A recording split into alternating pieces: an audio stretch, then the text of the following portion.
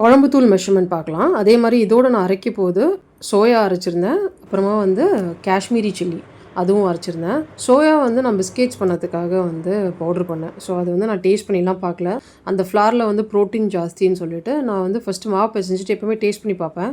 பயங்கர கசப்பு. ஸோ முடிஞ்ச லெவலுக்கு ஹனி என்னென்னமோ ட்ரை பண்ணி பார்த்தேன். அந்த கசப்பு போல் எனக்கு வந்து அந்த வாய் சாப்பிட்டு முடிச்சோன்னே அந்த கசப்பு தன்மை வாயில் இருந்துச்சு. அதனால் பிடிக்கல. பட் குழந்த சாப்பிட்டுட்டு எனக்கு பிடிச்சிருக்கு, நீ ஏன் பண்ணல, நான் மிச்சம் இருந்த மாவை வந்து பண்ணல. ஸோ ஃபஸ்ட்டு டேஸ்ட் பண்ணி பார்த்தேன். சொதப்பினோடனே ஸ்டாப் பண்ணிட்டேன். இல்லாட்டா நான் அந்த வீடியோ ஷேர் பண்ணியிருப்பேன். குழம்புத்தூள் அரைச்சதுக்கப்புறமா வெயில் நல்லா அடிக்க ஆரம்பிச்சிச்சு. அதுக்கப்புறம் தனியாவும் நான் வந்து ஒரு 1/2 கிலோ காய வச்சு அரைச்சேன்.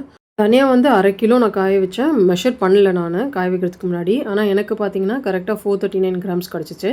இது வந்து குழம்புத்தூள் மெஷர்மெண்ட். இதுக்கு வந்து நான் 1 கிலோ குண்டு மிளகா, அதுக்கப்புறம் 1 கிலோ தனியா வாங்கியிருந்தேன். இது வந்து நான் செகண்ட் டைம் அரைக்கிறேன். ஃபர்ஸ்ட் டைம் வந்து குண்டு மிளகால தான் அரைச்சேன். ஆனால் வந்து குவான்டிட்டி கம்மியாக 1/2 கிலோ குண்டு மிளகா, 1/2 கிலோ தனியா வச்சு அரைச்சேன். எனக்கு வந்து அம்மா வீட்டிலேருந்து குழம்புத்தூள், காஷ்மீரி சில்லி, அப்புறம் தனியா தூள் எல்லாமே வந்துடும். ஸோ நான் அரைச்சதே கிடையாது. ஒரு வாட்டி ஃபர்ஸ்ட் டைம் நான் ஒரு 1/2 கிலோ வாங்கி ட்ரை பண்ணேன். காரம்லாம் கொஞ்சம் என் குழந்தை கம்மியாக தான் சாப்பிடுவா. ஸோ அவளுக்கு பிடிச்சதுன்னொடனே நான் அந்த நீட்டு மிளகாலேருந்து இந்த குண்டு மிளகா மாறிட்டேன். காய வைக்கிறதுக்கு முன்னாடி நான் மெஷர் பண்ணல வெயிட் எதுவும். ஆனால் வீட்டுக்கு வந்து மெஷர் பண்ணும்போது மிளகாவும் சரி தனியாவும் சரி கொஞ்சம் கம்மியாக தான் இருந்துச்சு. இதோடு சேர்த்து அரைக்க வந்து நான் வந்து கடலைப்பருப்பு வந்து 100 கிராம் எடுத்திருந்தேன். நல்லா ட்ரை ரோஸ்ட் பண்ணிவிட்டு அதை ஒரு பாத்திரத்தில் எடுத்து போட்டுட்டேன். அதே மாதிரி மிளகு வந்து 100 கிராம், எல்லாமே 100 கிராம் சேர்த்தேன். சிலது வந்து கொஞ்சம் கம்மியாக சேர்த்தேன்.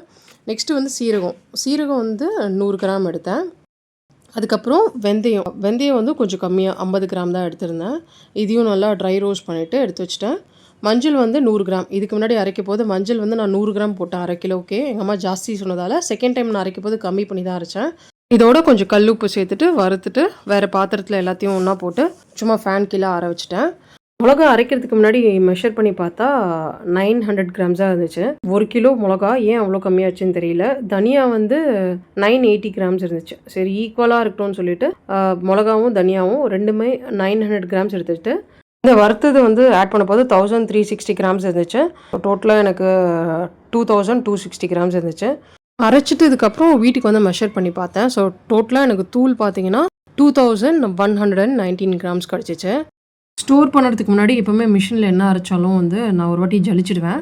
இந்த மாதிரி ஜலிச்சுட்டு நான் வந்து டப்பாவில் போட்டு மூடி வச்சுடுவேன். குண்டு மிளகாவில் வந்து காரம் கம்மியாக இருக்கும். ஸோ உங்களுக்கு காரம் எக்ஸ்ட்ரா வேணும்னா நீங்கள் நீட்டு மிளகா, ஆந்திரா மிளகா, அப்படி இல்லாட்டி மிளகு கூட சேர்த்து அரைச்சா நல்லா காரமாக இருக்கும். குழம்புத்தூள் காய வைக்க போது காஷ்மீரி சில்லியும் காய வச்சுருந்தேன். கலருக்காக இந்த காஷ்மீரி சில்லி மட்டும் தனியாக அரைச்சி வைப்பேன். இது வந்து 250 கிராம்ஸ் எடுத்திருந்தேன். இந்த சில்லியில் காரமும் இருக்கும் கலரும் இருக்கும். சில காஷ்மீரி சில்லியில் கலர் மட்டும் இருக்கும், காரம் இருக்காது. இது வந்து பிரியாணிக்கு, ஃபிஷ் ஃப்ரை, ப்ரான் ஃப்ரை பண்ண போது யூஸ் பண்ணலாம். அதே மாதிரி வெஜிடபிள்ஸ் சில இதெல்லாம் காய் பண்ண போது யூஸ் பண்ணுவேன். பன்னீர் கிரேவி, பன்னீர் டிக்கா. ஸோ இது நல்லா கலர் கொடுக்கும்.